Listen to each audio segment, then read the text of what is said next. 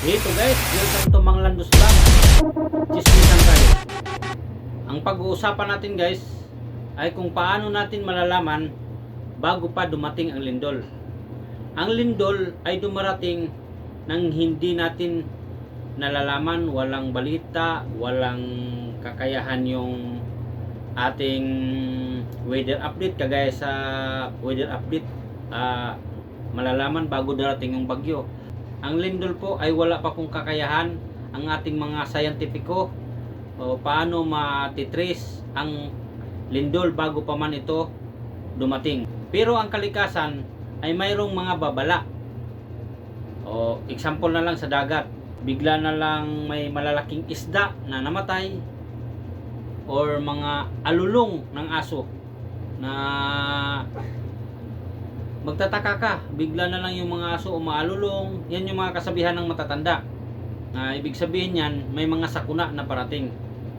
Kaya hindi lahat na mga pangyayari hindi natin makukuha ng sa scientifico, pero yung iba, kalikasan mismo ang magbigay ng babala ng lindol.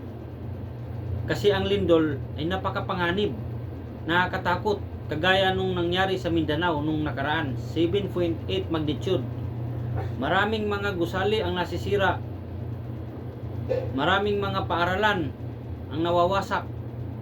Mga mall na nagsiguhuan. Mga istruktura na gumuguho. Marami, milyon-milyon ang nawawala. Bukod pa doon, mga lupa, mga landslide. Hindi biro po ang lindol guys, kaya mag-ingat po tayo, maging mapagmasid sa paligid lagi. Yun nga, sa sinasabi ko, minsan nalalaman natin sa mga hayop, alulong ng aso, mga isda sa tabing baybayin na namamatay, malalaking isda. Yan daw yung mga sinyalis, sabi ng mga matatanda. Wala namang mawawala kung maniniwala tayo sa mga tabing baybayin, sa tabing dagat.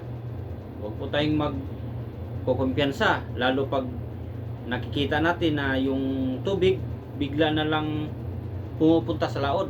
Kahit nasa baybayin pa yung tubig nung time na yan, mataas yung dagat, tapos bigla na lang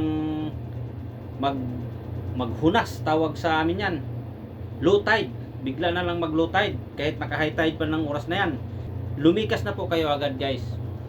Ang payo ko, pag ka-encounter kayo ng ganyan sa mga tabing dagat, lumikas na agad. Huwag na kayo maghintay na mayroon pang magsabi na taga-barangay na o lumipat na kayo, lumikas na kasi biglang nag low tide na sobrang taas ng low tide.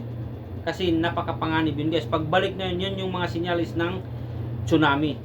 Pagbalik niyan, sobrang taas ng tubig, sobrang lakas ng tubig. Kayang sirain yung mga bahay nyo. Kaya kayong lunurin. Kaya maraming nangyayari na yan sa Tacloban. Yung tsunami nung nakaraang Yolanda, napakaraming namamatay. Buong taon binaha. Sobrang dami, nangangamoy na yung mga patay na tao. Binabakho na lang, pinag-isa na lang sa libing doon sa isang malaking hukay. Ganon kadelikado ang tsunami.